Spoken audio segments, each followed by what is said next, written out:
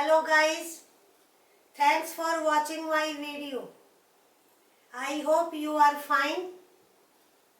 Today I will discuss a passage. As I repeatedly say, in exams these days, great focus is given on reading skill. और उसमें आपको passage दिया जाएगा और passage से related question होंगे, उनको बहुत वेटेज मिलेगा। इसके अलावा जैसे मैंने आपको पहले भी बताया था, वोकेबलरी एंड ग्रामर, वो हम अलग अलग वीडियो में बात करेंगे। आज मैं एक पैसेज डिस्कस करने जा रही हूँ। एक पैसेज को फास्ट कैसे अटेम्प्ट करें। सबसे पहले आप क्या करिए, जस्ट सरसरी निगाह से आप ये जानने की कोशिश करिए कि पैसेज का थीम क्या है। जैसे ही हम ये जान लेंगे कि what has been said in the passage, तो हम एक मेंटली प्रिपेयर्ड हो जाएंगे, क्योंकि हर फील्ड की एक रिलेटेड वोकेबलरी होती है। We are able to comprehend the passage fast. First reading में आप ये करिए and then have a look at the questions. आप उसके बाद क्वेश्चंस पर एक नज़र डालो and then have second reading of the passage, और तब आप डिटेल में पढ़िए और फिर आप क्वेश्चंस को अटेम्प्ट करिए। ये सबसे अच्छा तरीका है और सबसे इजी और फास्ट अटेम्प्ट करने का तरीका है। जो पैसेज आज मैं डिस्कस करने जा रही हूँ, that passage is written by a swimmer. He has told the reader कि how he was influenced by a movie Jaws. Movie देखने के बाद से he developed fear for sharks. Sharks तो आप जानते होंगे, एग्रेसिव एक फिश ही होती है। शार्क से वो कैसे डरने लग गए, बट फिर then he accepted the project. Other diverse का एटीट्यूड देखकर और कैसे शार्क्स के बारे में ओपिनियन चेंज हुआ, and at the end of the passage he has given a very positive views about sharks. Let's start now. Based on the understanding of the passage, answer correct option in the following questions. Our first question is, in Bahamas tiger beach is, tiger beach का mention किया गया है ना first और second paragraph में। Tiger beach क्या है? A zoo where tigers are kept, a beach where tigers frequently visit in search of prey. Prey यहाँ प्रेयर से मीनिंग, प्रार्थना से मीनिंग नहीं है, यहाँ प्रे का मीनिंग है अपना शिकार। PREY, PRAY, that is prayer to God. See a beach of the sea where ferocious sharks are found. It is a hospital where tigers get treatment. हमारा आंसर होगा C. A beach of the sea where ferocious sharks are found. ये answer है, उसको tiger beach का नाम दिया गया है। Next, post jaws. पोस्ट का मीनिंग जॉज देखने के बाद, जॉज मूवी देखने के बाद। What is not true about the writer? He was afraid of sharks. He always imagined to be attacked by a shark. He kept swimming. He declined to do a project on sea animals. आप अपने 2 paragraphs को देखेंगे तो हमारा ये भी true है कि he was afraid of sharks, और वो इमेजिन करता था कि he was attacked by a shark and he kept swimming. खुद ही बताया है फर्स्ट पैराग्राफ में कि मैंने तैरना नहीं छोड़ा। डी जो ऑप्शन है वो ट्रू नहीं है। पूरी पॉसिबिलिटी है कि एक क्वेश्चन ऐसा हो सकता है, सो आप नोट की तरफ ध्यान देना। Our answer will be D.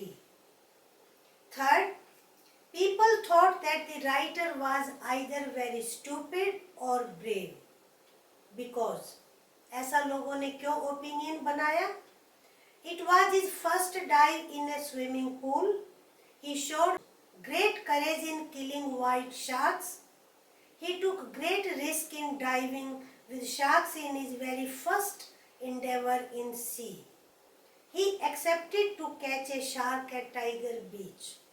Our answer is C, क्योंकि ये फर्स्ट अटेम्प्ट था उसका सी में और उसने बहुत रिस्क लिया था टाइगर शार्क्स के साथ डाइव करने का या स्विम करने का. तो answer will be C. Next, seriously I really can't believe this is your first dive. This remark by the writer's fellow divers show. जो उसके साथी डाइवर्स ने ये रिमार्क दिया तो ये क्या शो करता है राइटर के बारे में. ही वॉज ए लायर, क्या वो झूठ बोलता था. He was very selfish. He was a dictator like person. इन तीनों का पैसेज में कोई ऐसा हमें इंडिकेशन नहीं मिलता है.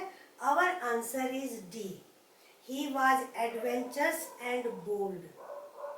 रिस्क टेकिंग उनका एटीट्यूड था, बोल्ड था. That's why he accepted this project. Fifth question, which of the combinations is true about tiger sharks according to the writer. Tiger sharks के बारे में राइटर ने जो भी कुछ पैसेज में कहा है हमने कॉम्बिनेशंस दिए हैं. आपका क्वेश्चन इस टाइप का भी हो सकता है. First, tiger sharks are good predators. Predators जो एनिमल्स क्या करते हैं, प्रे करते हैं यानी शिकार करते हैं, उनको हम प्रीडेटर्स कहेंगे. Tiger sharks are great balancing force in the marine ecology. Tiger sharks overgraze sea grass. Tiger sharks clean sea bed by eating litter of the sea. Tiger sharks will prosper even if global warming continues. ये आपके 5 sentences हैं. अब हमें देखना है कि इसमें कौन कौन से ट्रू हैं. पुअर प्रीडेटर्स तो नहीं कह सकते क्योंकि राइटर ने लास्ट पैराग्राफ में कहा है ये एपेक्स प्रीडेटर है यानी शार्क्स टॉप की प्रीडेटर्स हैं. So this is not true. Second true है. Tiger sharks are great balancing force in the marine ecology. ये आपके लास्ट पैराग्राफ में है. Tiger sharks overgraze sea grass. No. Tiger sharks clean sea bed by eating litter of the sea. Yes, this is correct. जितना भी कूड़ा कचरा litre होता है सी बेड पर टाइगर शार्क्स खा लेती हैं और वो क्लीनर का काम करती है. Tiger sharks will prosper even if global warming continuous. ये भी करेक्ट है अकॉर्डिंग टू द पैसेज. तो हमारा कॉम्बिनेशन डी में second, fourth and fifth. Yes, this combination is correct. तो आपका आंसर होगा D. Next, the phrase black and white means. एक पैराग्राफ में दिया है राइटर ने. The color of illusions are black and white. The sky was black and white on a cloudy day. Right or wrong issue? Black and white sharks. And that is C. हम कहें ना ये अच्छा बुरा black and white नहीं है यानी कि राइट और रॉन्ग नहीं है. तो ऐसे इशू को हम ब्लैक एंड वाइट कहेंगे. अब एंटोनिम ऑफ पंक्चर. पंक्चर का जनरल मीनिंग तो आपको पता है. हमें एंटोनिम ढूंढना है. Lesson, first LESSEN. लेसन का मीनिंग होता है कम करना. बी, इन्फ्लेट और पेम्पर. किसी के ईगो को पेम्पर किया जाता है. और इन्फ्लेट भी हवा को भरना जैसे व्हील में करते हैं साइकिल के उसमें, तो वो इन्फ्लेट हो गया. तो इसमें पंक्चर का एंटोनिम क्या होगा देखिए. लेसन 1, सी डिस्परेज डिस्करेज करना, डिस्प्लीज नाराज करना. ये एक ही कैटेगरी के वर्ड हैं. एंटोनिम कौन से हो सकते हैं? बी, इन्फ्लेट या pamper. Our next question, the use of the phrase benign light in the context of the writer's viewpoint about the tiger shark suggests. He viewed sharks in dim light. He viewed sharks in beautiful light. He saw other divers in poor light. His attitude toward sharks became soft and positive. हमारे 3 ये relevant option नहीं है. D is correct one. 26th 7th line में writer ने कहा है I began to view sharks in benign light. It means दूसरे divers को देखकर उसका जो शार्क्स के लिए एटीट्यूड था, नेगेटिव एटीट्यूड था, वो चेंज होने लग गया.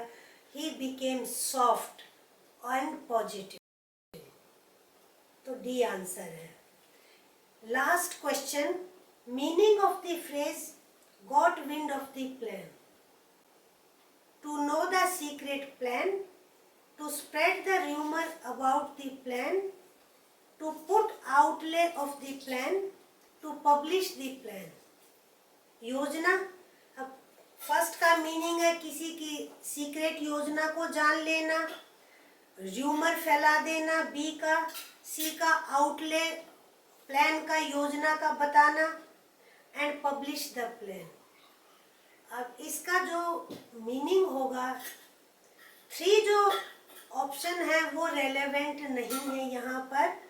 फर्स्ट वन राइटर ने कहा ना when people got the wind of the plan, यानी कि जब लोगों को उसके सीक्रेट प्लान का पता चला.